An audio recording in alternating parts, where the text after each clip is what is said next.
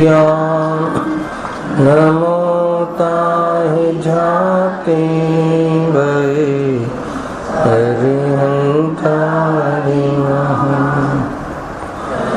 मंगल करियो महा ग्रंथ कर्म को काल जाते मिले समाज सब पावे निज पद भवना सर्व दुखो तमो कारण मिथ्या भाव तेनी सत्ता नाश करे प्रगटे मोक्ष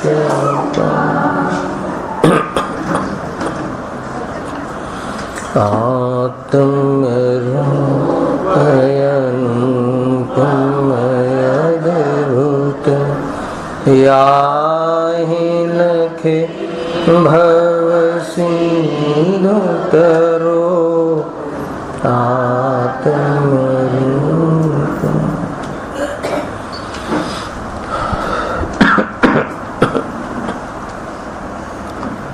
श्री मोक्ष मार्ग प्रकाशक ग्रंथ से चौथा अधिकार पर આપણે સ્વાધ્યાય ચાલી રહ્યો છે। કુલ મળીને અંતિમ વાત એ આવી કે જીવને દુઃખનું કારણ મિથ્યા દર્શન છે અને મિથ્યા દર્શનનું સ્વરૂપ બતાવતા કહ્યું પ્રયોજનભૂત પદાર્થોનું અન્યથા શ્રદ્ધાન એને મિથ્યા દર્શન કહે છે। મિથ્યા દર્શનમાં જીવ શું કરે છે તો કે મિથ્યા દર્શનનું કાર્ય શું છે, મિથ્યા દર્શન કોને કહેવાય? જે પ્રયોજનભૂત તત્વો છે એનું અન્યથા શ્રદ્ધાન રૂપ જે કાર્ય કરે છે એને મિથ્યા દર્શન કહેવાય। તો તરત પ્રશ્ન એ થાય છે કે પ્રયોજનભૂત તત્વ કયા છે? સૌથી પહેલા પ્રયોજન શું છે? તો 5 મિનિટ લઈ લઈએ રિવિઝન। પ્રયોજન શું છે કે દુઃખનો અભાવ કરવો અને સુખ પ્રગટ કરવું એ જીવનું પ્રયોજન છે। તો એ પ્રયોજનની સિદ્ધિ કેમ થતી નથી? કે પ્રયોજનભૂત તત્વોનું યથાર્થ શ્રદ્ધાન કરીએ છીએ એટલે થતી નથી। તો કહે છે કે પ્રયોજનભૂત તત્વો પછી કયા છે? તો જીવ, અજીવ, આશ્રવ, બંધ, સંવર, નિજરા અને મોક્ષ એ જીવાદી જે 7 તત્વો છે એ પ્રયોજનભૂત છે। તો એ પ્રયોજનભૂત કેમ છે? કેમ કે એના શ્રદ્ધાન કરવાથી જ દુઃખનો અભાવ થાય છે, સુખની પ્રાપ્તિ થાય છે, અને એનું શ્રદ્ધાન ન કરવાથી જીવને સુખની પ્રાપ્તિ થતી નથી, અર્થાત તો દુઃખનો અભાવ થતો નથી। આ રીતે એક પ્રકારથી ગેરંટી કહી કે આ 7 તત્વો જે કહ્યા છે એનું શ્રદ્ધાન જો જીવને ન હોય તો 100% એ સુખી ન થાય એ વાત કહી હતી। તો એના આધાર ઉપર એ 7 તત્વ જીવાદી 7 તત્વાર્થોની શ્રદ્ધા કરવી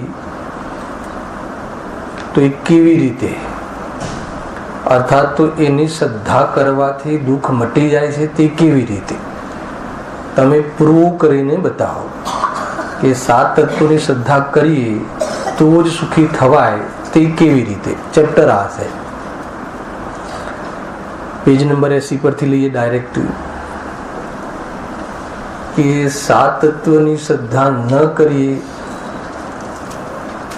તો સુખનો અભાવ અર્થાત દુઃખનો અભાવ ન જ થાય અને એની શ્રદ્ધા કરીએ તો સુખી થવાય જ છે. તે કેવી રીતે? જો લખ્યું પણ છે, ખાલી વાંચી લઈએ છે પેરેગ્રાફ, થઈ ગયું. તો આ જીવને પ્રયોજન તો એ એક જ છે કે મને દુઃખ ન થાય અને સુખ થાય. બરાબર? જેટલી વાતો કંઈ લખેલી છે અહીંયા વાંચી લઈએ છે. અન્ય કંઈ પણ પ્રયોજન કોઈ જીવને નથી, બીજું કોઈ પ્રયોજન નથી. વળી દુઃખ ન હોવું તથા સુખ હોવું એ બે એક જ છે. એમ કહો કે ભાઈ સુખી થવું છે કે દુઃખનો અભાવ કરવો છે, બે એક જ વાત છે. અહીંયા બહુ ઊંચી વાત તો એ લખી કે અન્ય કાંઈ પણ પ્રયોજન કોઈ જીવને નથી. જે પણ કોઈ કાર્ય કરે છે, અગર એને બહુ ગહેરાઈથી ગંભીરતાથી વિચાર કરવામાં આવે તો એની પાછળનું પ્રયોજન એક જ નીકળશે. શું? સુખી થવું. તો કોઈ કહે કે નહીં અમારે તો ડૉક્ટર બનવાનું પ્રયોજન છે, કે અમારે તો આ પ્રયોજન છે, તે પ્રયોજન છે. પણ જે મૂળ પ્રયોજન છે, હર કોઈ પ્રયોજનની પાછળ જે મૂળ ઉદ્દેશ છે, જે એમ છે, એ શું છે? એક માત્ર સુખી થવું. અન્ય કંઈ પ્રયોજન નથી. ટૂંકમાં જીવને કંઈ ભોજન કરવાનું પ્રયોજન નથી, એમ કહેવું છે. ભોજન કરવા પાછળ અર્થાત તો ભોજન કરીને સુખી થવાનું પ્રયોજન છે. ખ્યાલ આવે તમને? આખી વાત બહુ સરસ છે. કેટલું એમની જે કથન શૈલી છે, એ કથન શૈલીમાં કોઈ વાત રહી ના જાય એવી કથન શૈલી છે. ખ્યાલ આવે? આપણને આ વાક્યનું એમ લાગે કે અહીંયા શું પ્રયોજન છે? અન્ય કંઈ પ્રયોજન કોઈ જીવને નથી. એટલું કહી દીધું કે સુખ જ પ્રયોજન છે અને દુઃખ ન થાય એ પ્રયોજન છે. અન્ય કોઈ પ્રયોજન નથી. કેમ કે જીવને અન્ય કોઈ પ્રયોજન ભાસે છે કે નહીં, અમારે તો આ પ્રયોજન છે, અમારે તો દીકરાને ભણાવવાનું પ્રયોજન છે. તો કે દીકરાને ભણાવવાના પ્રયોજનમાં મૂળ પ્રયોજન શું છે? કે એ પણ સુખી થાય ને મને પણ સુખી કરે. ખ્યાલ આવે? હર પ્રયોજનની પાછળ, હર કાર્યની પાછળ એક એની એક દ્રષ્ટિ છે, એનો એક દૃષ્ટિકોણ છે કે સુખી થવું છે. બરાબર છે? હવે અહીંયા કહે છે કે વળી દુઃખ ન હોવું તથા સુખ હોવું એ બે એક જ છે, બે એક જ વાત છે. પણ વાત અહીંયાથી ઉઠાવવામાં આવે છે કે દુઃખનો અભાવ કરવો છે.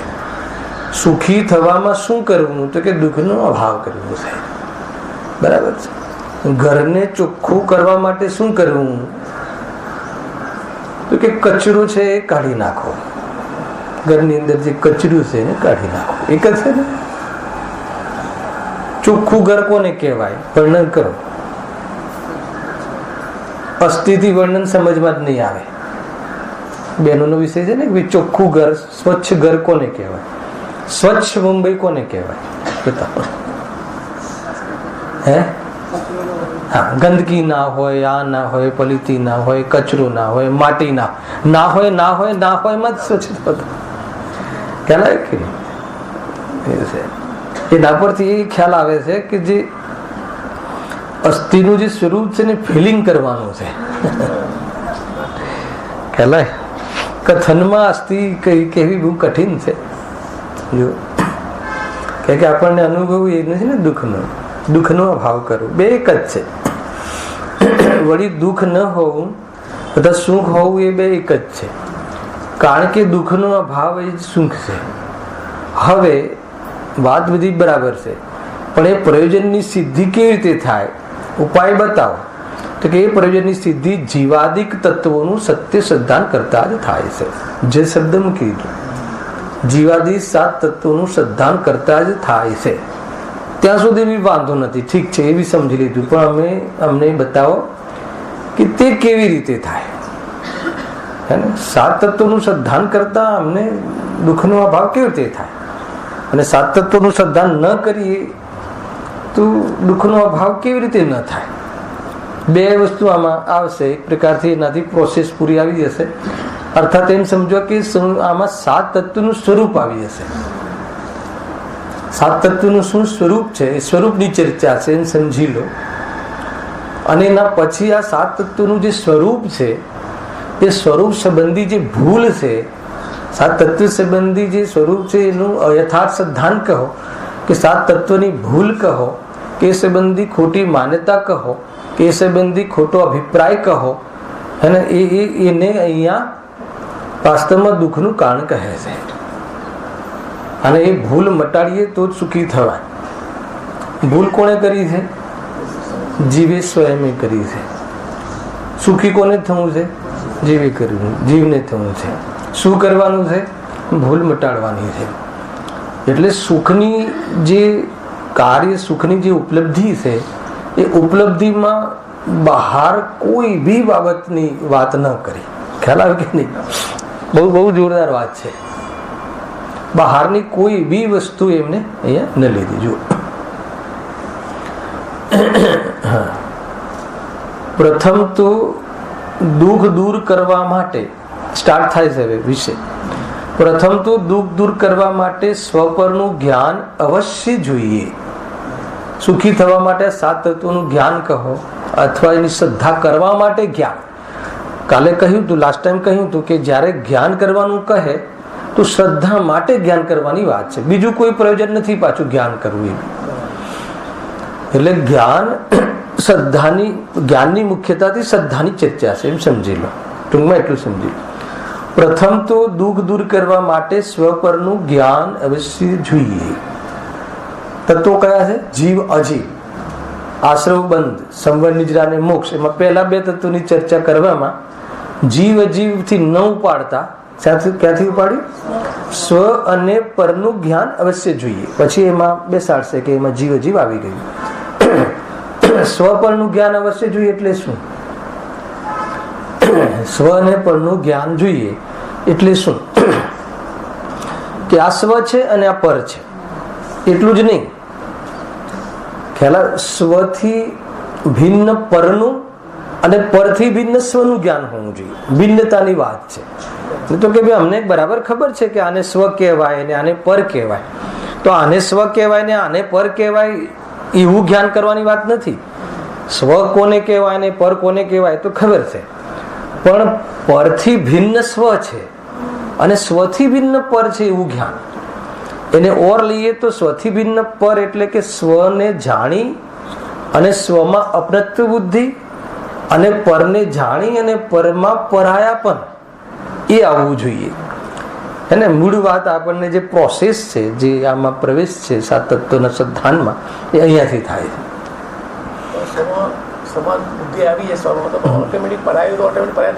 આવશે ને, આવશે, એની ચર્ચા આવશે. હા, આવશે. બધું ઓટોમેટિક જ છે, હે ને? તો પછી પંડિતજીએ બે બાજુથી કેમ કહ્યું એની ચર્ચા પણ છે અંદર. લેશું આપણે. અહીંયા કહે છે કે એમાં લખ્યું પ્રથમ તો દુઃખ દૂર કરવા માટે, દુઃખ દૂર કરવાની શરત રાખી. અને પ્રથમ શું કરવું જોઈએ? 17મી ને 18મી ગાથામાં એક આવે છે કે આત્માર્થી એ પ્રથમ શું કરવું જોઈએ, મોક્ષાર્થી એ પ્રથમ શું કરવું જોઈએ. યાદ છે કોણ? 17મી 18મી ગાથા. તો કે જેમ ધનાર્થી એ ધનની પ્રાપ્તિ કરવા માટે પ્રથમ રાજાને પરિચય કરવો જોઈએ અને એનું અનુસરણ કરવું જોઈએ. બે કન્ડિશન મૂકી છે. અનુસરણ કરવાની પણ વાત લખી છે. એવી રીતે આત્માર્થી એ પ્રથમ જીવ રાજાને જાણવો જોઈએ, તત્પશ્ચાત એનું અનુસરણ કરવું જોઈએ.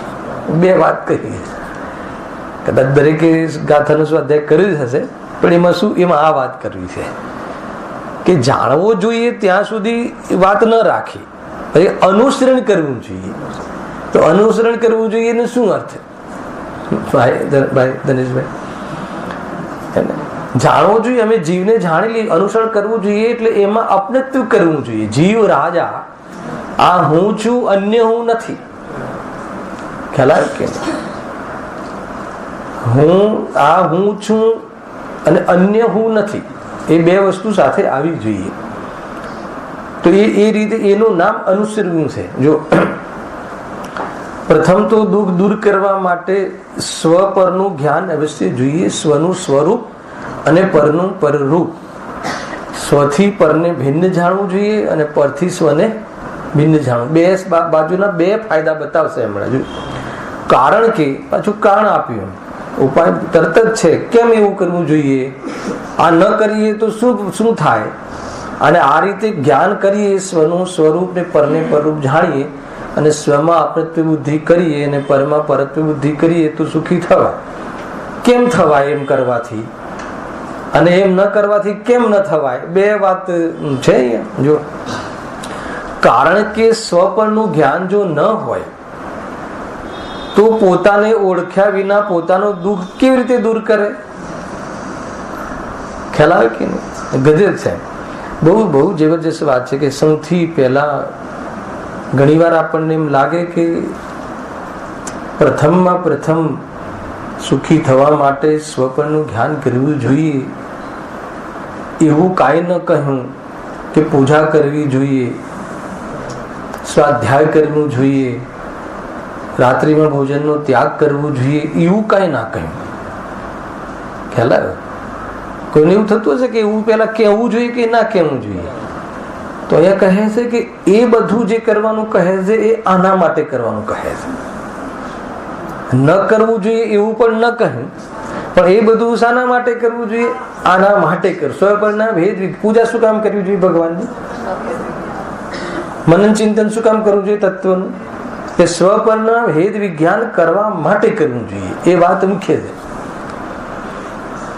ખ્યાલ આવે છે? કોઈને એમ કહે કે ભાઈ બોમ્બે જવાનું છે, બોમ્બે આ લેવા માટે બોમ્બે જવું જોઈએ, હવે એટલું કહી દીધું, તો એમાં ઘરેથી નીકળવું જોઈએ, રિક્ષા પકડવી જોઈએ, ટિકિટ લેવી જોઈએ, એ બધું એમાં સામેલ છે કે નહીં? તો કોઈ કહે કે તમે બોમ્બે જવાનું કીધું હતું તો હું તો ટિકિટ લઈ ઘટા વગર બેસી ગયો, તો કે એમાં સામેલ છે, હે ને? એની અંદર એ વાત આવી જાય છે. એટલે જેને આત્મકલ્યાણ કરવું છે, જેને સ્વપનનું ભેદ વિજ્ઞાન કરવું છે, એને પૂર્વમાં આવું સદાચારરૂપ જીવન હોવું જોઈએ. એ વાત કહેવાની જરૂર નથી. એ હોય ત્યારે આ વાત એને સૂઝે, પણ એ સામાન્ય કથન છે. આપણે કેમ આ રીતે ચર્ચા કરીએ છીએ કે ભાઈ બસ આપણે તો સ્વપરનું ભેદ વિજ્ઞાન કરી નાખવું એટલે કામ થઈ જશે, બાકી બધું તો કાંઈ નહીં, જેમ ચાલતો એમ ચાલવા દેવું જોઈએ. એવું ઘણા લોકો આના ઉલટા અર્થ કાઢે. એટલે આપણી સભામાં આવા ખુલાસા કરવા જરૂરી છે. અને કોઈને તો કહે કે આ બહુ સારો માર્ગ છે કે કાંઈ નહીં, બસ સ્વને જુદું જાણો, પરને જુદું જાણો, એને હા જલસા કરો છો. તો કે ઓલું જે બી કરવાનું કહ્યું છે એ આના ભેદ વિજ્ઞાનમાં જ એને સામેલ કરીને છે, એને કાંઈ જુદું કરીને નથી. પણ કોઈ એટલું જ કરે, પૂજા પાઠ ધ્યાન સ્વાધ્યાય બધું કરે, ચિંતન કરે, વિચાર કરે, ચર્ચાઓ કરે, સૂક્ષ્મ સૂક્ષ્મ ચર્ચાઓનું આયોજન કરે, ગોષ્ઠીઓ રાખે, પણ સ્વપરનું ભેદ વિજ્ઞાન ન કરે, અભિપ્રાય પલટવા સંબંધી એનું ધ્યાન ન જાય, તો એને સ્પેશિયલ સીધી વાત કરી પંડિતજી કે સૌથી પહેલા અથવા એકમાત્ર, એમ બી તમે કહી શકો, એકમાત્ર ઉદ્દેશ શું છે? સર્વ કાર્યોનો પાછળ મારો ઉદ્દેશ શું છે? ગમે એટલું આ સ્વાધ્યાય 6 કલાક કરું છું, તમે 6 કલાક સ્વાધ્યાય કરો છો, એમાં એકમાત્ર એ કરીને શું કરવું જોઈએ? સ્વપરનું ભેદ વિજ્ઞાન કરવું. અને સ્વપરના ભેદ વિજ્ઞાનમાં શું કરવું જોઈએ? હે ને? સ્વપરનું જ્ઞાન કરવું જોઈએ એટલું લખ્યું છે ને, એટલે મેં એક શબ્દ ઓર નાખી દીધો. શું કરવું જોઈએ? ભેદ વિજ્ઞાન કરવું. અહીંયા જ્ઞાન કયા અર્થમાં લીધું છે ગિરીશભાઈ? ભેદ વિજ્ઞાન અર્થમાં લીધું છે. તો જ્ઞાન કરવું જોઈએ એટલે જાણકારી લેવી જોઈએ, એને જાણવું જોઈએ. સમજમાં એકલું જાણવું જોઈએ નહીં, ભેદ વિજ્ઞાન કરવું જોઈએ, ભેદપૂર્વક જ્ઞાન કરવું જોઈએ. અને ભેદપૂર્વક જ્ઞાન કરવું જોઈએ કોને કહેવાય? હે ને? કે સ્વને જાણી અને એમાં એકત્વ કરવું જોઈએ, અને પરને જાણી એમાં પરત્વ કરવું જોઈએ. એમાં એકત્વ કરવું જોઈએ એટલે શું? એ બધું આગળ આવવાનું છે, એમાં બહુ ખુલાસા છે. સ્વમાં એકત્વ કરવું જોઈએ એટલે હું ચૈતન્ય સ્વરૂપ છું એમ માનવું જોઈએ. એ બધી વાતો આગળ બહુ ખુલાસાથી એ લખ્યું છે કે ભાઈ સ્વપરનું જ્ઞાન અવશ્ય જોઈએ. કેમ જોઈએ? સ્વપરનું જ્ઞાન શું કામ કરવું જોઈએ? હવે જો કારણ કે તત્કારણ મૂક્યું. કારણ કે સ્વપરનું જ્ઞાન જો ન હોય, જો એને સ્વ અને પર જુદા છે, ભિન્ન ભિન્ન છે, એવું જો એને જ્ઞાન ન હોય, તો પોતાને ઓળખ્યા વિના પોતાનું દુઃખ તે કેવી રીતે દૂર કરે? હે ને?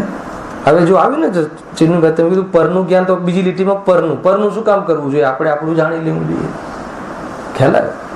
અરે આપણને આપણું જાણી લેવું જોઈએ, એમાં પરનું જ્ઞાન આવી ગયું ને, એમાં પરથી હું જુદો છું એમ આપણા વારામાં શું જાણવું છે? હે ને, આપણા વારામાં શું જાણવું છે કે પરથી હું જુદો છું, અને પરથી જુદો છું એ સિદ્ધિ કરવા શું જાણવું જોઈએ? લક્ષણ. બીજા પેરેગ્રાફમાં લક્ષણ મૂક્યું છે. હું ચૈતન્ય સ્વરૂપ છું એમ જાણતા પરથી જુદો જણાશે. એ બધી વાતો અહીંયા આખું ક્રમ બાય ક્રમ બહુ જ લોજિકલ વાતો મૂકી દેજો. કારણ કે સ્વપરનું જ્ઞાન જો ન હોય તો પોતાને ઓળખ્યા વિના પોતાનું દુઃખ કેવી રીતે દૂર કરે? હે ને, આત્માને હું કોણ છું અથવા મારે હું આ ચેતન છું એ હું છું, તો એના દુઃખનો વિચાર કરીએ કે ભાઈ મને જે રાગ આદિ કે મને કોઈ ભ્રાંતિ ચાલે છે, તો એ ભ્રાંતિ દૂર કરું તો એ મને સુખી થવાય. બરાબર છે? આત્મભ્રાંતિ સે રોગ નહીં, આત્માના જાણવામાં આત્માનો રોગ ખ્યાલ આવે તો દૂર કરે ને. અહીંયા શું લખ્યું છે આગળ? અથવા સ્વપરને એક રૂપ જાણી પોતાનું દુઃખ દૂર કરવા અર્થે પરનો ઉપચાર કરે તો તેથી પોતાનું દુઃખ કેવી રીતે દૂર થાય? આવ્યું ને? અથવા સ્વપરને એક રૂપ જાણે. એક રૂપ જાણે એટલે શું? આ જે દેહ છે એને જ શરીર જાણે, એને જ આત્મા જાણે, એ જ હું છું. તો એમ જાણે તો ઈલાજ કોનો કરે? ખ્યાલ કે પરનો કરે કે સ્વનો કરે? જો આ પર જે શરીર છે અને જો આત્મા ચેતન છે એ બંનેની ભિન્નતા ખ્યાલ ન હોય અને બંનેને એક માને અથવા દેહને જ આત્મા માને, દેહ છે એને જ હું છું એમ માને, તો જીવ જે ઈલાજ કોનો કરે? કોના દુઃખનો ઈલાજ કરે? તો શરીરમાં જે પણ રોગ ન થવો જોઈએ એના પ્રિકોશન્સ લે, એના માટે કસરત કરે. 5 ઇન્દ્રિયના ભોગો સંબંધી જે સામર્થ્ય નથી તો એ સામર્થ્ય કેળવવાના પ્રયાસ કરે. એ જ કરે ને. શાનો ઈલાજ કરે? મૂળ વસ્તુ તો એ છે ને. સવારથી ઉઠીને મંદિર શું કામ આવે? હે ને, શરીરનો ઈલાજ કરવો હોય તો મંદિરમાં જવું જોઈએ કે જીમમાં જવું જોઈએ? જીનાલયમાં જવું જોઈએ કે જીમમાં જવું જોઈએ? ક્યાં જવું જોઈએ? એટલા માટે તમે જો સવારે આપણે ઉઠીએ છીએ તો અધિકાંશ સમય કોના માટે વિતાવીએ છીએ? કોના માટે વિતાવીએ? બતાવો. શરીર માટે કે પોતા માટે? કોના માટે? વધારામાં વધારે સમય કોના માટે આપીએ છીએ? આપણે આપણા માટે આપીએ છીએ કે આપણે આત્મા માટે આપીએ છીએ? પ્રશ્ન. અને આત્મા તો જ્ઞાનીઓએ જે કહ્યું છે ને મંદિર આવવું જોઈએ, તો એમના માટે સમય તો પછી આપીએ, પણ પહેલા પોતાનું કરવું જોઈએ ને, પછી પારકાનું કરીએ તો બરાબર છે. પારકાનું એટલે શું? જ્ઞાનીઓનું મંદિરમાં જે આત્મા સંબંધી જે ચર્ચા કરવાનું એ તો પારકું કામ છે, અને જે શરીર માટે કરીએ છીએ એ પોતાનું કામ છે કે નહીં? એવું લાગે છે કે નહીં? આપણને જે સ્વાધ્યાય આદિ પારકું કામ લાગે છે, એ તો શિડ્યુલમાં એક બાહ્યમાં કરવું જોઈએ. સમાજને માટે સમાજમાં બેઠા છીએ એટલે કરવું જોઈએ, એટલે જ કરવું જોઈએ. જૈન સંપ્રદાયમાં આવ્યા છીએ, સર્વજ્ઞ ભગવાનના શાસનમાં આવ્યા છીએ, તો થોડોક સમય એમને પણ આપી દઈએ. કોને? ઘણા લોકો એ રીતે થોડોક સમય મંદિરમાં આપવો જોઈએ કે ના આપવો જોઈએ? અરે મંદિરમાં સમય આપવો જોઈએ એનો અર્થ કે પોતાના માટે આપવો જોઈએ. આપણને મંદિરમાં સમય આપવો જોઈએ એ કોના માટે લાગે છે? ભગવાનને એવું ના લાગવું જોઈએ કે મારો આ શિષ્ય દર્શન કરવા નથી આવતો, એને દર્શન એકવાર તો એમને દર્શન કરાવી દેવા જોઈએ. એવું છે? તમને ખ્યાલ નહીં? આ ચાલે છે, દિમાગમાં ચાલે છે. પણ જે શરીર આદિનું જે શરીર અને બહુ સુંદર આમની જે શૈલી છે, જો મને બહુ ગમે છે. એકદમ આપણું અંદર આમ ખોતરીને મેલ કાઢતા હોય ને જાણે આપણો હોય એ રીતે રહેજો. અથવા સ્વપરને એકરૂપ જાણીને પોતાનું દુઃખ દૂર કરવા અર્થે પરનો ઉપચાર કરે. પરનો ઉપચાર કરે તો પછી આત્મા સુખી કેવી રીતે થાય? અને એ લખીને પરનો ઉપચાર કરે તો તેથી પોતાનું દુઃખ કેવી રીતે દૂર થાય? ઉપચાર બીજે કરે, ઉપચાર બીજાનો કરે. અને કેમ કરે છે? સ્વપરનું જ્ઞાન નથી, સ્વપરનું હેત વિજ્ઞાન નથી, એવી એને સૂઝ નથી, અને એવી એને બુદ્ધિ નથી, વિવેક નથી. એટલે એ સ્વ ને પરને એક માને અથવા તો દેહને આત્મા માને, તો એનો ઈલાજ કરે છે, બરાબર. પણ જો સ્વને જાણે, બે સાઈડ લઈ રહ્યા છે આપણે, જો સ્વને જાણે કે હું ચૈતન્ય સ્વરૂપ છું, હું ચેતન સ્વરૂપ છું. કેટલી વાત આવી હતી આજના પ્રવચનમાં અંતમાં, છેલ્લું સાંભળ્યું, જોરદાર કર્યું. ચેતન સ્વરૂપ, સ્વરૂપે તું કેવો છે કે તારું સ્વરૂપ ચેતન સ્વરૂપ છે, ચેતન સ્વરૂપ છે, જાણવાનું રૂપ છે તારું, હે ને, એવું કહ્યું. ચેતન સ્વરૂપ છે, હું ચેતન્ય સ્વરૂપ છું એમ જાણીએ તો ઈલાજ શાનો કરીએ? તો કહે આ મને રાગ થાય છે એનું દુઃખ છે, તો ઈલાજ રાગનો કરે, શરીરનો ન કરે. સમજો, થોડી પૂરી વાત સાંભળજો. શરીરનો ઈલાજ ન કરે, ઈલાજ દુઃખમાં દુઃખનો ઈલાજ કરવા માટે શરીરમાં થતા રોગના કાલમાં ઈલાજ શરીર પર થતા રાગનો કરે, શરીરનો ન કરે. ખ્યાલ આવ્યો કે નહીં? કારણ કે શરીર તો પર છે અને રાગ આત્માની પર્યાયમાં છે, અને દુઃખ એની પર્યાયમાં થતા રાગનું છે, શરીરમાં થતા રોગનું નથી. એટલે ઈલાજ શાનો કરવો જોઈએ? સિમ્પલ છે ને. તો આપણે ઈલાજ ક્યાં કરીએ? તો બસ એ ટોનમાં છે. તો પછી જ્ઞાની શરીરનો ઈલાજ નહીં કરતા હોય, કોઈ પ્રશ્ન થાય? જ્ઞાની ધર્માત્મા પણ જતા હશે, હોસ્પિટલમાં ભરતી થાય, શરીરનો ઈલાજ કરે છે. જેને હું ચૈતન્ય સ્વરૂપ છું એવી દ્રષ્ટિ થઈ ગઈ છે, એવા જીવો પણ, હે ને, એવા જીવો પણ શાના માટે? સંસ્કારવશ શરીર આદિનો પણ એનો અર્થ એ છે કે હજુ એટલી વિતરાગતા નથી થઈ.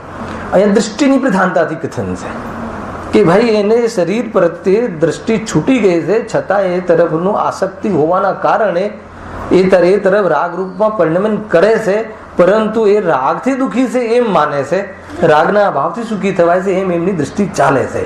અને એ શરીર પ્રત્યેની સંપૂર્ણપણે એનો ઈલાજ કરવાનું છોડી દેવાનો ભાવ, એ લેવલની વિતરાગતા ગ્રસ્ત જીવમાં નથી હોતી. ગ્રસ્ત જીવનમાં એ લેવલની વિતરાગતા મુનિ જીવનમાં હોય.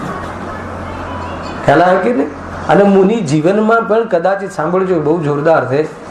મુનિ જીવનમાં પણ જે રોગાદિત થાય છે તો પણ એમને એવી આસક્તિ નથી હોતી કે એ ઔષધિનો શોધ કરે, એ સંબંધી વિકલ્પ કરે. પણ છતાં પણ કોઈ ગ્રસ્ત જીવો એમને રોગ થયો છે હું બોધમાં આવે તો આહારમાં જે નિર્દોષ ઔષધિ છે એ ઔષધિનું દાન અથવા તો ઔષધિ આપે છે. પરંતુ એમને એવો વિકલ્પ નથી કે મને રોગ થયો છે. અરે ઉપરથી માની લો કે એ શ્રાવક ધર્મમાં એમનું પ્રવચન હોય, આજે એમનો વિકલ્પ આવ્યો ને કોઈએ પ્રશ્ન કર્યો કે ઔષધિ દાન શું છે, તો ઔષધિ દાન વિશે એમને સમજાવ્યું કે જે રત્નત્રયધારી મુનિરાજ છે એમના રત્નત્રયના વિકાસ અર્થે શરીર પર લક્ષ થોડું પણ જાય તો એનાથી બચવા અર્થે, રોગને મટાડવા અર્થે શ્રાવકને એનું ઔષધિનું દાન આપવાનો ભાવ આવે છે. એને વાસ્તવમાં ઔષધિ દાન કહે છે, હે ને. બહારમાં કોઈ હોસ્પિટલો બંધાવી એમનામાં ઔષધિ દાન નથી. ખ્યાલ આવે? રત્નત્રયના વિકાસમાં નિમિત્ત બને એ ધ્યાન રાખવું. અને આપણે જે બહારમાં દવાઓ આદિના પૈસા આપીએ છીએ તો એ વ્યક્તિ સર્વથા ન લેતા પણ કોઈ વ્યક્તિને એ દવાઓને અનુકૂળ આવે ને સાજો થઈ જાય તો રત્નત્રયના માર્ગમાં આગળ વધશે. ભલે આપણે તો એ ભાવથી આપીએ છીએ, પરંતુ એ રત્નત્રયના વધશે કે પાંચ ઇન્દ્રિયના ભોગોમાં વધશે એનું જીવન. તો આપણે જે નિરોગતામાં જે એને આપણે હેતુ બન્યા તો એ સામો યુટિલિટી કરી. પણ મુનિરાજમાં તો નિયમથી આપણને ખબર છે કે આ તો મોક્ષ માર્ગને વધારવા વાળા. પણ એમાં એવું છે કે માની લો કે આગળ આવો ભાઈ, થોડે પેલાથી આગળ બેસો તો પાછળ જગ્યા ઘણી છે, આગળ જગ્યા ઘણી છે. હવે મુનિરાજને આજે એવો વિકલ્પ આવ્યો એટલે કે ઔષધિનું કોઈએ પૂછ્યું અથવા એ પ્રસંગ હતો, એ ગાથા હતી, તો એ ગાથામાં ઔષધિ દાન વિશે કહ્યું. હવે એમને રોગ થયો છે, હવે એમને લાગે કે આજે આમ મારા વક્તવ્યથી કોઈ મને ઔષધિનું દાન કરશે એવો વિકલ્પ માત્ર આવી જાય તો એ દિવસે આહારમાં ન ઉતરે. ગજબ છે, ખ્યાલ આવે છે ને. આહારમાં ઉતરવાનો ભાવ જ મરી જાય એ રીતે છે. સ્વયં કોઈ આપે છે, શ્રાવક એનો નિષેધ નથી કરતા, નિર્દોષ હોય ઔષધિ તો. બરાબર. એટલે અહીંયા શું વાત હતી કે જો એ પોતાનું અગર શરીર આદિને પોતાનું માને અત્યારે આપણે દુઃખના દૂર કરવાના ઈલાજમાં કોનો ઈલાજ કરીએ છીએ? પરનો કે સ્વનો? દુઃખી પર છે કે સ્વ છે? આજે તો બહુ આવી જળ જે શરીર છે એને તો પોતાની એને તો ખબર બી નથી. તું જેને પોતાનું માને છે એને તો ખબર બી નથી કે એ કોણ છે. હું કાળો છું, હું દોડું છું, એવું શરીરને ખબર નથી. શરીરને તો એનું જ્ઞાન જ નથી. એનામાં તો ચેતના છે જ નહીં. એનામાં તો ન ચેતના છે ન સુખ છે. અને આપણે બે વસ્તુ એનામાંથી પ્રાપ્ત કરવામાં છીએ છીએ, જ્ઞાન અને સુખ. એ રીતે જો બહુ જોરદાર છે ભાઈ. શું કામ જ્ઞાન કરવું જોઈએ સ્વપરનું? કેમ કે જો સ્વપરનું જ્ઞાન જો ન હોય, સ્વપરનું આપણને વિવેક ન હોય, એવો બોધ ન હોય, સ્વ શું છે ને પર શું છે એવો ખબર ન હોય, તો પોતાને ઓળખ્યા વિના પોતાનું દુઃખ તે કેવી રીતે દૂર કરે? કેવી રીતે દૂર થાય? કેવી રીતે સંભવ છે? અથવા સ્વપરને એકરૂપ જાણી પોતાનું દુઃખ દૂર કરવા અર્થે પરનો ઉપચાર કરે તો તેથી પોતાનું દુઃખ દૂર કેવી રીતે થાય? અથવા પોતે તથા પર ભિન્ન છે પરંતુ આ જીવ પરમાં અહંકાર મમકાર કરે તો તેથી દુઃખ જ થાય. તો કેટલું સ્પેસિફિકેશન આપે. અથવા પોતે તથા પર તો ભિન્ન છે તો ભિન્ન, પણ ભિન્ન છે એવી ખબર ના હોય તો શું કરે? આપણે આ ભિન્ન છે એવી ખબર ના હોય તો આપણે શું કરીએ છીએ? અહંકાર કરીએ. અહંકાર એટલે હાલાકી હું છું, મમકાર, મમત્વ, એકત્વ મમત્વ. આ હું છું અથવા મારું છે, હું એનો છું, ખ્યાલ આવે? અથવા હું એ છું. 19મી 20મી ગાથા હંમેશા અપ્રતિબુદ્ધનું લક્ષણ શું છે એમાં એટલે કહ્યું. તો આવું એકત્વ ચાલે છે તો પછી દુઃખ દૂર કેવી રીતે થાય? એમ લખ્યું ને. કોનું? શરીરને સુખી થવું છે કે આપણે થવું છે? તો શરીરને સરખું કરવાથી આપણે સુખી થઈએ કે આપણો કોઈ સોચ બદલવાથી સુખી થવાય? આપણામાં થતા રોગને દૂર કરવાથી સુખી થવાય કે શરીરના રોગને દૂર કરવાથી સુખી થવાય?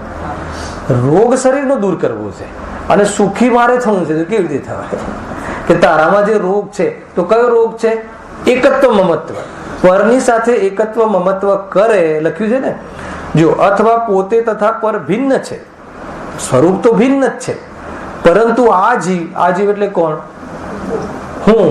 હું લખું અહીંયા. હું આ જીવ હું પરમાં અહંકાર મમકાર કરું, આ શરીરને હું છું એમ માનું, આ હું છે એમ માનું, અથવા એ મારા છે એમ, એ મારું છે એમ માનું, તો તેથી દુઃખ જ થાય. બહુ સુંદર વાત છે. આપણને દુઃખ કેમ થાય છે? કેટલી વાર થઈ ગયું પણ આપણે આ હજુ સમજ્યા નથી, અને સમજમાં આવ્યું હોય તો પ્રતીતિમાં નથી. આપણને દુઃખ કેમ થાય છે? અહીંયા કહ્યું કે શરીરમાં રોગ થાય એથી દુઃખ નથી થતો, એમાં એકત્વ છે એટલે દુઃખી થાય છે એમ કહ્યું. તો પછી શું કરવું? એટલા માટે સ્વપરનું ભેદ વિજ્ઞાન કરવું. સિમ્પલ છે. આ છે ને આવું એક 9મા અધિકારમાં પણ આની સુંદર ચર્ચા છે. તમે કાઢો જુઓ. સંવેક્તોનું સ્વરૂપ છે ને આપણે ત્યાં ચાલે બી છે. 9મા અધિકારમાં 7 તત્વ કેમ, તત્વ 7 જ કેમ એમાં છે. એ સેમ જ ટોપિક છે. 321નું પેજ છે. જુઓ આ 7 તત્વોની શ્રદ્ધા કેમ, જીવ અને અજીવની શ્રદ્ધા કેમ, તો લખ્યું છે બીજો પેરેગ્રાફ ઉત્તરનો. જીવ અજીવ એ બે તો ઘણા દ્રવ્યોની એક જાતિ અપેક્ષાએ સામાન્ય રૂપ તત્વ કહ્યા. બરાબર છે. એ બંનેને જાતિ જાણતા આત્માને સ્વપરનું શ્રદ્ધાન થાય ત્યારે શું થાય? હે ને? પરથી ભિન્ન પોતાને જાણી પોતાના હિતના અર્થે મોક્ષનો ઉપાય કરે, અને તથા પોતાથી ભિન્ન પરને જાણે. બે વસ્તુ શું કામ કહી? બે જુદી છે. પરથી ભિન્ન પોતાને જાણે અને પોતાનાથી ભિન્ન પરને જાણે. બંનેમાં અલગ અલગ એંગલ બતાવ્યા છે. પરથી ભિન્ન પોતાને જાણે, શરીરથી ભિન્ન પોતાને જાણે તો આત્માના હિત માટે પુરુષાર્થ કરે. ખ્યાલ આવે? અહીં લખ્યું છે જુઓ. પરથી ભિન્ન પોતાને જાણી પોતાના હિતના અર્થે મોક્ષનો ઉપાય કરે. પરથી ભિન્ન પોતાને જાણે, પોતાને જાણીને શું કરવાનું? પોતાને જાણવાથી હિત કેવી રીતે થાય? કે આ ચૈતન્ય સ્વરૂપ જ હું છું, શરીર રૂપ હું નથી. ખ્યાલ આવે? અર્થાત તો આ જ હું છું એમ માનવું એ જ સ્વમાં એકત્વ બુદ્ધિ છે. અને આ જ હું છું તો એમાં તો રોગ છે નહીં. ખ્યાલ આવે? એનું તો ત્રિકાલ અસ્તિત્વ છે, એનામાં તો ચેતન સ્વરૂપ છે. તો એટલા માટે એમ જાણી અને એમ જાણતા જ દુઃખનો અભાવ થઈ જાય છે. કેમ અભાવ થઈ જાય છે? કેમ કે મારામાં રોગ થયો જ નથી. એટલું જ છે. જો આગળ હવે બીજું, પરથી ભિન્ન પોતાને જાણી પોતાના હિતનાર્થે મોક્ષનો ઉપાય કરે તથા પોતાથી ભિન્ન પરને જાણે. હવે મારાથી આ શરીર આદિ, આ મિત્ર આદિ, આ પુત્ર આદિ, આ પત્ની આદિ મારાથી ભિન્ન છે એમ જાણીએ તો શું થાય? જો લખ્યું છે, જો પરને પોતાથી ભિન્ન પરને જાણે ત્યારે પરદ્રવ્યથી ઉદાસીન થઈ રાગાદિક છોડી મોક્ષ માર્ગમાં પ્રવર્તે. કેટલી જોરદાર વાત કરી છે કે પરથી ભિન્ન પોતાને જાણે, પોતાના સ્વરૂપને જાણે, હું ચૈતન્ય સ્વરૂપ છું એમ જાણે તો એ તાત્કાલિક મુક્ત થઈ ગયો. શાનાથી મુક્ત થઈ ગયો? હે ને? એમ ભ્રમથી મુક્ત થઈ ગયો. અને માન લો કે પરથી સ્વથી ભિન્ન પરને જાણે, પરને ભિન્ન જાણે, આપણાથી ભિન્ન પરને જાણીએ તો એ તરફથી ઉદાસીન થઈ જાય. આ તો લોજિકલ છે ને વાત. આપણે એમ જાણીએ છીએ કે આ પરનું છે તો આપણે શું થઈ જઈએ છીએ? એના પ્રત્યે ઉદાસીન થઈ જઈએ છીએ, નિવૃત્ત થઈ જઈએ છીએ. હે ને? પાકીટ ચોરાયું છે ખરું, પણ એ બીજાનું છે એમ જાણી તો શું થઈ ગયું? ઉદાસીન થઈ ગઈ છે. એ તરફનો રાગ દ્વેષ છૂટી જાય છે. એમ કહ્યું, બહુ જોરદાર થયો. જ્યારે ત્યારે પરથી પરદ્રવ્યથી ઉદાસીન થઈ રાગાદી છોડી મોક્ષ માર્ગમાં પ્રવર્તે. તેથી એ બંને જાતિનું સિદ્ધાંત થતા જ મોક્ષ થાય છે. પણ એ બંને જાતિ જાણ્યા વિના, હવે જો ન જાણે તો શું થાય, જાણીએ તો શું થાય, અને ન જાણીએ તો શું થાય? ખ્યાલ? જાણીએ તો અવશ્ય સુખી થવાય અને ન જાણીએ તો દુઃખ જ થાય. સ્વ પરને ભિન્ન જાણીએ તો સુખી કેમ થવાય? કારણ કે પરથી ભિન્ન સ્વને જાણે તો આ જીવ પોતાના હિતનો પ્રયાસ કરે, અર્થાત તો પોતાનું હિત જાણી મોક્ષ માર્ગનો ઉપાય કરે. કેવી રીતે કરે? કે હું ચૈતન્ય સ્વરૂપ છું, હું તો શરીરથી ભિન્ન છું, હું તો ચેતના સ્વરૂપ છું, હું તો સુખરૂપ છું, હું તો ધ્રુવ છું. એ રીતે. અને સ્વથી ભિન્ન પરને જાણે તો પર માટે જેટલી જવાબદારીઓ લીધી હતી સ્વ માનીને એ બધી જવાબદારીઓથી મુક્ત થઈ જાય, એ તરફથી ઉદાસીન થઈ જાય, રાગ આદિ છૂટી જાય. હવે જો એમ નથી માનતો, સ્વ અને ભરને પરને ભિન્ન ન જાણે, આગળ લખ્યું છે જો, હા, જાતિનું સિદ્ધાંત થતા જ મોક્ષ થાય. પણ એ બંને જાતિ જાણ્યા વિના સ્વપરનું સિદ્ધાંત ન થવાથી પર્યાય બુદ્ધિથી તે સાંસારિક પ્રયોજનનો જ ઉપાય કરે. બહુ જોરદાર છે. પર્યાય બુદ્ધિથી એટલે શું? એ સ્વ અને પર, આત્મા અને શરીર બંનેની એક અવસ્થા છે, એક સિચ્યુએશન છે, બંનેની એક પોઝિશન છે. બંને અહીંયા એવું પણ નથી કે આ શરીર અને આત્મા બંને અહીંયા એક ક્ષેત્ર અવગા નથી એમ નહીં સમજવું. એ બંને થઈને કોઈ અવસ્થા થઈ છે નથી થઈ એમ ન સમજવું. પણ એ અવસ્થા શું છે? પર્યાય છે, અવસ્થા છે, દશા છે, સિચ્યુએશન છે, એક વિશેષ પોઝિશન છે. એ જીવનું વ્યવહાર સ્વરૂપ છે, એ જીવનું પરમાર્થ સ્વરૂપ નથી, એ જીવની સાચી ઓળખાણ નથી. ખરેખર એ લોકમાં જે જીવ તરીકે ઓળખાઈએ છીએ એ જીવ છે. ખરેખર જે ચેતન સ્વરૂપ જીવ છે એ તો જુદો છે. હવે એને જીવ માની લઈએ છીએ. અચ્છા, આપણે જીવ એટલે હું? આ મનુષ્યનું શરીર, આ મનુષ્ય શરીર, એ શરીરની અવસ્થા, અને એમાં આત્મા ત્યાં વિદ્યમાન છે. તો એ બંને થઈને એક અસમાન જાતીય દ્રવ્ય પર્યાય. હવે પર્યાયમાં અહમ બુદ્ધિ એટલે શું? આ લખ્યું ને. જો એ પર્યાયમાં અહમ બુદ્ધિ કરે, અહમ બુદ્ધિ એટલે એને પોતાનું સ્વરૂપ માને, પોતાનું સ્વરૂપ માને એટલે શું થાય? એના પ્રત્યે રાગ આવે. એના પ્રત્યે રાગ આવે એટલે શું થાય? હે ને? એના માટે જે અનિષ્ટ છે, એના માટે જે અનિષ્ટ ભાષે, એના માટે જે બાહ્ય પદાર્થો જે અનિષ્ટ ભાષે એના પ્રત્યે તો દ્વેષ થાય, અને એને અનુકૂળ જે પદાર્થો ભાષે એના પ્રત્યે રાગ થાય. અને રાગ દ્વેષ કરે તો પછી મોક્ષ માર્ગમાં પ્રવર્તન કઈ તે થાય, અર્થાત તો સુખી કઈ તે થાય. કેટલું સિમ્પલ. આપણે આ પર્યાય જે છે, આ પર્યાય મનુષ્ય પર્યાયને જ આપણે આપણું પરમેનન્ટ સ્વરૂપ માનો. તો પર્યાયમાં પર્યાય બુદ્ધિ, પર્યાય હોવી એ પર્યાય બુદ્ધિ નથી, પર્યાયનું જ્ઞાન થવું એ પર્યાય બુદ્ધિ નથી. તો તો પછી પર્યાય બુદ્ધિ કોને કહેવાય? આ પર્યાય એ મારું પરમેનન્ટ સ્વરૂપ છે, એ મારું ત્રિકાળ સ્વરૂપ છે, એ મારું ધ્રુવ સ્વરૂપ છે, એ મારું અમરત્વ છે, એમ માન્યું, એનું નામ પર્યાય બુદ્ધિ. પર્યાય કહેતા ક્ષણિક છે, પણ આપણે એને ત્રિકાલી માનીએ છીએ, તો એના માટે ભૂલ થઈ ગઈ. અથવા એને કાયમ રાખવા માટે, એને આપણા અનુસાર રાખવા માટે બહારના જે પદાર્થો આપણને અનુકૂળ લાગે, ભોજન આદિ અનુકૂળ લાગે, હે ને, એના પ્રત્યે શું થાય? રાગ થાય છે. અને જે આપણને પ્રતિકૂળ લાગે, આપણી બુદ્ધિમાં એમ લાગે કે નહીં, આ મારા ટકવાના વિરોધી છે, આ મારી જે શરીર ટકવાની ઈચ્છા છે એના વિરોધી તત્વો છે, બહારમાં એવા પદાર્થો લાગે, એના પર શું કરે? દ્વેષ કરે. તો જો આ પર્યાયને અથવા તો સ્વ પરનું ભેદ જ્ઞાન ન હોય તો કોઈ પર્યાય બુદ્ધિમાં અહંકાર મમકાર કરી અને રાગ દ્વેષ આદિ રૂપ પ્રવર્તે, તો પછી મોક્ષ માર્ગ કેવી રીતે પ્રગટ કરે? અર્થાત તો સુખી કેવી રીતે થાય? ખ્યાલ આવે? આખું એનું ચેપ્ટર આ છે. જુઓ, બંને જાતિ જાણ્યા વિના સ્વપરનું શ્રદ્ધા ન થવાથી પર્યાય બુદ્ધિથી તે સાંસારિક પ્રયોજનનો જ ઉપાય કરે અને પરદ્રવ્યોમાં રાગ દ્વેષ રૂપ થઈ પ્રવર્તતા તે મોક્ષ માર્ગમાં કેવી રીતે પ્રવર્તે? કેવી રીતે સુખી થાય? રાગ હોય ને સુખી કેવી રીતે થાય? અને રાગ કેમ છે? રાગ દ્વેષ કેમ છે? મિથ્યાત્વના કારણે. મિથ્યાત્વ શું છે? આ સ્વ અને પરને એક માનવું. અચ્છા, સ્વ અને પર એક સાથે છે કે નહીં? એક સાથે છે તો ભ્રમ શું થઈ ગયો? એક છે. એક છે નો જ શું? હું જ છું. શરીર સંયોગમાં રહ્યું, જીવન જન્મથી લઈને મરણ સુધી શરીર સંયોગમાં રહે છે, તો એને આપણે શું માની લઈએ છીએ? મારું છે. ભૂલ શું થઈ ગઈ? શરીર મળવું એ પૂર્વની ભૂલનું ફળ છે, અને વર્તમાનમાં મળેલા શરીરની સાથે એકત્વ મમત્વ કરવું એ વર્તમાનમાં ચાલતી ભૂલ છે. અને ભૂલના લીધે શું થાય છે? એ ભૂલના લીધે રાગ દ્વેષ. કેમ રાગ દ્વેષ થાય છે? કેમ કે એને સાચવવું છે, એને ટકાવવું છે, એને મેન્ટેન કરવું છે, એને સાજુ રાખવું છે. તો એના માટે જે ઉપચાર, એના માટે જે અનુકૂળ, એના માટે મા બાપ આદિ જે અનુકૂળ છે, એ બધા પ્રત્યે શું થાય છે? રાગ થાય છે.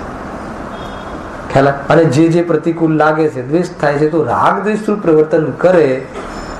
અચ્છા, મને બતાવો કે રાગ દ્વેષ રૂપ પ્રવર્તન કરે એમાં દુઃખી શું કામ થાય? આ બી એક જબરજસ્ત વિઝન છે. રાગ દ્વેષ પ્રવર્તન કરે ને દુઃખી શું કામ થાય? કેમ કે તારા રાગ દ્વેષના અંતર્ગત જે તું ચાહે છે એ અનુસાર પર પદાર્થનું પરિણમન થતું નથી, હે ને? દરેક પદાર્થનું પરિણમન તો પોતાના અનુસાર થાય છે. અને તું રાગમાં એમ ચાહે છે કે મારી માતા, મારી પત્ની કાયમ મારી સાથે રહેવી જોઈએ, અને માતા એમ ચાહે છે કે આ સંસારથી નિવૃત્ત થઈને હું વિતરાગી થઈને મોક્ષે જતી રહું. તો બતાવો હવે શું કરું? કોઈ માતા એવી ચાહે કે દીકરો કોનો? ગુરુદેવની શિષ્યા હોય તો કહે દીકરો આત્માને હોતો નથી. હાલા એમ એને ખ્યાલમાં આવી જાય ને, બેટા હું તને મારું માનું છું ને એટલે મને દુઃખ થાય છે, એટલા માટે હવે હું આ રાગ છોડી અને આરિકા વ્રત ધારણ કરી, ખ્યાલ આવ્યો કે મોક્ષ માર્ગમાં પ્રવર્તન કરી, બીજા ભવે મનુષ્ય આદિ તરીકે, પુરુષ તરીકે જન્મી અને પછી મુનિ દશા લઈને મોક્ષ થઈશ. હવે એને તો રહેવું નથી માતા તરીકે, એને તો વિતરાગી થઈ જવું છે, અને આપણે એને માતા તરીકે રાખવી છે, તો કઈ રીતે થશે? ખ્યાલ આવે કે નહીં? તો એ કહે છે કે રાગ દ્વેષ અનુસાર તું રાગમાં જે ચાહે છે, રાગમાં આપણે શું ચાહીએ છીએ? રાગમાં એ ચાહીએ છે કે વાળ ક્યારેય સફેદ ના થવા જોઈએ. વાળ આપણે રાગમાં એ ચાહીએ છીએ કે શરીર ક્યારેય બી ગરડું ના થવું જોઈએ, અને એ પ્રમાણે થતું નથી. ખ્યાલ? દ્વેષમાં એ ચાહીએ છીએ કે આ મારા જે કોમ્પિટિયર છે, અને એ કોમ્પિટિયર નું સત્યાનાશ થવું જોઈએ. આજે કોમ્પિટિયર છે એ દુનિયામાં રહેવા જ ના જોઈએ, પણ કહે છે કે એનું ભલું બુરું, એનું રહેવું ના રહેવું એ તો એના કર્મ અનુસાર તથા એ પદાર્થના પોતાના ઉપાદાન અનુસાર થાય છે.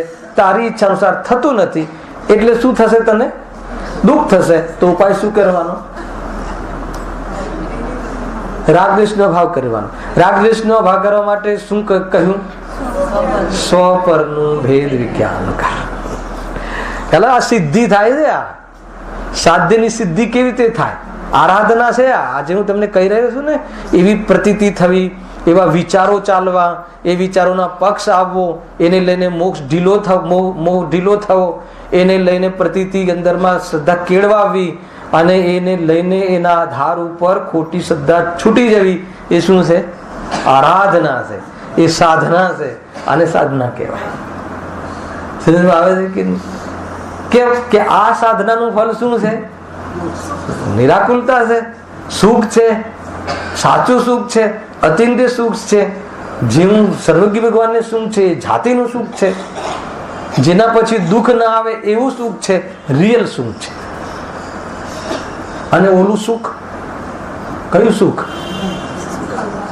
હે, શરીર સાજું રહે, મીછી અને સાજું રહે, એ કયું સુખ છે? ભાસ છે, આભાસ છે. એ રીતે છે ભાઈ, બહુ સુંદર છે આ. તમે ઘણા આખું પ્રકરણ બે એક જ છે પ્રકરણ, એમને અહીંયા અલગ ઢબથી કહ્યું છે, અલગ ઢબથી કહ્યું. જો કેટલે આવ્યા હતા આપણે. પ્રથમ શું કરવું જોઈએ? સુખી થવા માટે પ્રથમ શું કરવું જોઈએ? છોકરાઓથી, શરીરથી દ્વેષ કરવું જોઈએ. જે જેવું છે માનવું જોઈએ. દીકરો પણ પૃથક, એનો આત્મા પણ પૃથક, એ પણ પરિપૂર્ણ, હું પણ પરિપૂર્ણ, એ પણ વિશ્વનું એક દ્રવ્ય, હું પણ એનું એક દ્રવ્ય, હું વિશ્વનું પરિપૂર્ણ દ્રવ્ય. બંને વચ્ચે કોઈ સંબંધ છે નહીં, સંબંધ છે જ નહીં. હે ને? સંબંધ છોડવાનું છે. શું છોડવાનું છે? સર્વ સંબંધનું બંધન તીક્ષ્ણ છોડીને. તો સંબંધનું બંધન, તો સંબંધ શું છે? સંબંધ તો છે જ નહીં, પણ સંબંધ માન્યો છે એ માન્યતા છોડવાની છે. શું છોડવાનું છે? સંબંધનો ભ્રમ છે. દેહ અને આત્મા બે એક જગ્યાએ છે, એટલું નિમિત્તિક કાર્ય થઈ રહ્યું છે. એને જીવ ઈચ્છા કરે, હાથ ઊંચો કર, એને તો હાથ ઊંચો થયો જીવની ઈચ્છાના કારણે. ગુરુદેવ શ્રી સંત ઉદાહરણ આપે છે લખવાનું પેરાલિસિસ. પહેલા તો બહુ કે તું રૂઆબ કરતો હતો, બહુ અહંકાર કરતો હતો, હું હા જો હાથ ઊંચો કરીને બતાવ્યો, હવે પેરાલિસિસ, હવે હાથ આમથી આમ નથી કરી શકતો. કેમ નથી કરી શકતો? તો પહેલા કરી શકતો હતો. પહેલા હાથ ઊંચા કરવાની ઈચ્છા કરી અને હાથ ઊંચા થવાનો એ શરીરનો ક્રમ હતો. તો મેં ઊંચો કર્યો એ માની લીધું, એને એ રીતે એકત્વ કર્યું, તો હું આ પરનું કરી શકું છું. એ કર્તૃત્વનો રોગ. હવે આ રોગ છે. એક જ છે મિથ્યા બુદ્ધિમાં એકત્વ, મમત્વ, કર્તૃત્વ અને ભોક્તૃત્વ. ચાર પ્રકારથી જીવ પર પદાર્થ સાથે એકત્રિત કરે છે. ઠીક છે, જુદો છે એમ માની લો, ઠીક છે અમે રોટલી નથી કરી એમ માની લો, પણ ભોગવી તો શકીએ ને.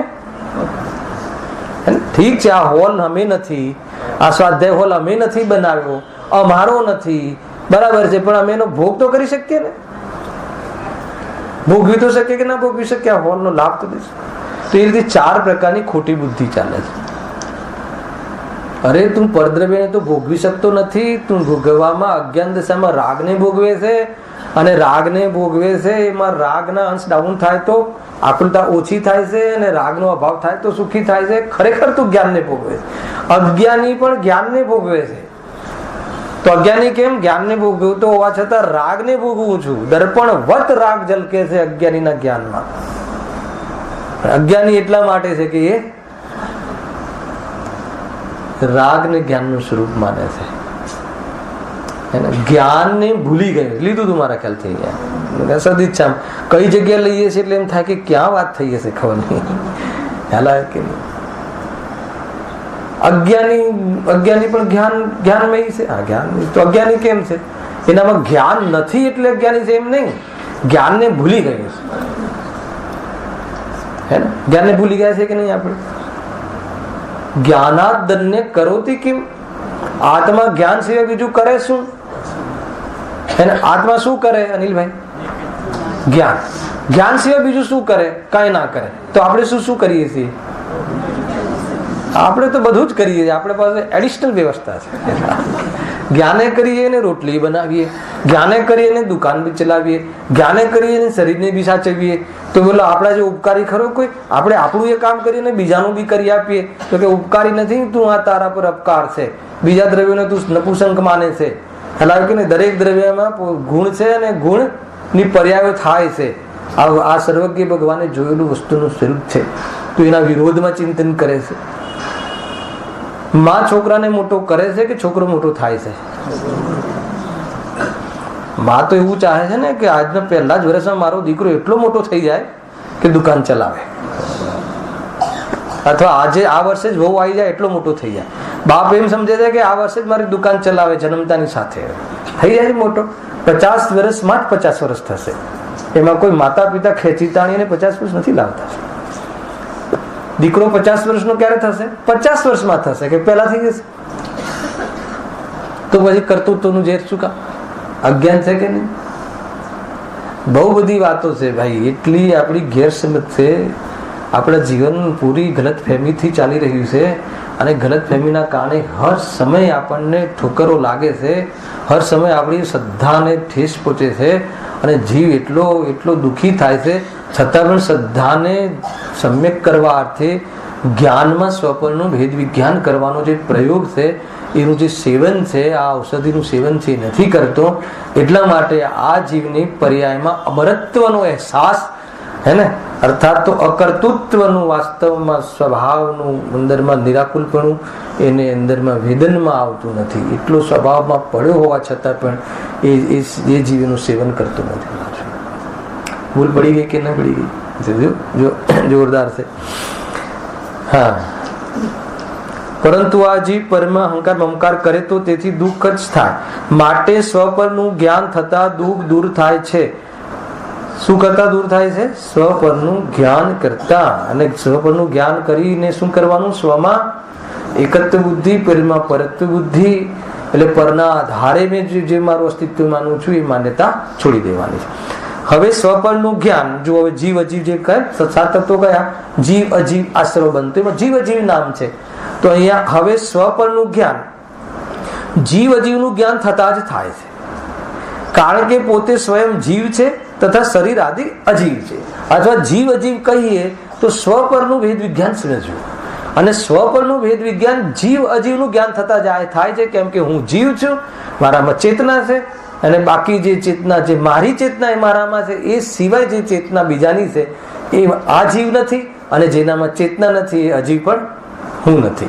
જ્યારે અમે બે ભિન્ન છીએ તો એ મારું છે અને અમે એક છીએ, એવી બુદ્ધિ, એવી અનિતિ છોડી દો, એમ અહીંયા કહે. બહુ જોરદાર છે.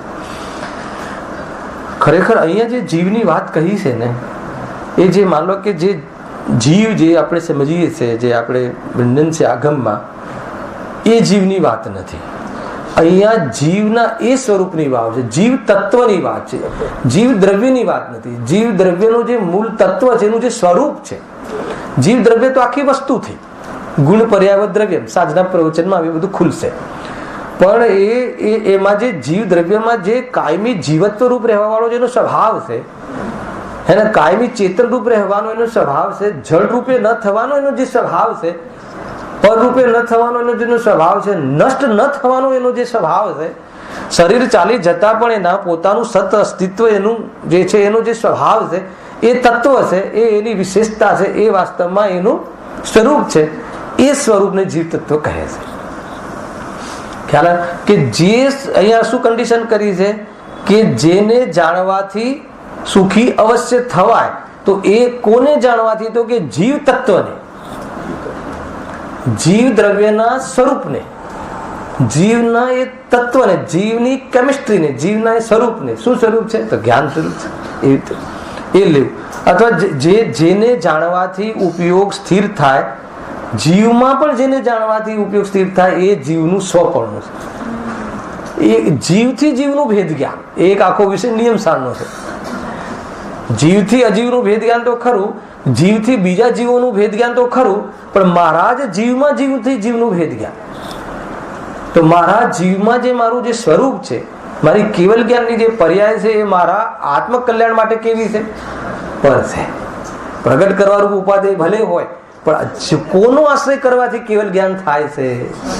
એ સ્વતત્વ છે. એવી સૂક્ષ્મ ચર્ચા છે, થશે એની ચર્ચા એના સમયે. જુઓ અહીંયા હવે શું કહ્યું કે પરંતુ જ્ઞાન જીવ અજીવનું જ્ઞાન થતા જ થાય છે. સ્વપરનું જ્ઞાન જીવ અજીવનું જ્ઞાન થતા જ થાય છે. કારણ કે પોતે સ્વયં જીવ છે તથા શરીર આદિક અજીવ છે. જો આપણા માટે કેટલી હેલ્પ કરે છે પંડિતજી કે ભાઈ જીવ અને અજીવને જુદા કેવી રીતે જાણવા, તો એમને સીધી લક્ષણની વાત કરી. જો એના લક્ષણ આદિ વડે જીવ અજીવની ઓળખાણ થાય તો જ સ્વપરનું ભિન્નપણું ભાસે. હવે સ્વપરને ભિન્ન કેવી રીતે કરવા? દેહ અને આત્મા બે ભિન્ન તો દેખાતા જ નથી. આમ આંખેથી જેમ કે ચીનુભાઈ જુદા છે, હું જુદો છું, આ શાસ્ત્ર અહીંયા જુદું છે, હું જુદો છું, એવી રીતે કોઈ જીવ અને શરીર, આજે હું ચેતન સ્વરૂપ જીવ અને આ શરીર બે ભિન્ન ભિન્ન આંખોથી દેખાય તો આપણે એનું ભેદ વિજ્ઞાન કરીએ, તો આપણે એવું એને લક્ષ કરીએ કે ભાઈ આ જુદું છે, આ જુદું છે. પણ આ તો જાણે દૂધ અને પાણીની જેમ મળેલા છે, તો મળેલી ચીજોમાં ભેદ વિજ્ઞાન, મળેલા જેમાં ભિન્ન કેવી રીતે જાણો? ખ્યાલ આવે કે નહીં? એ રીતે છે.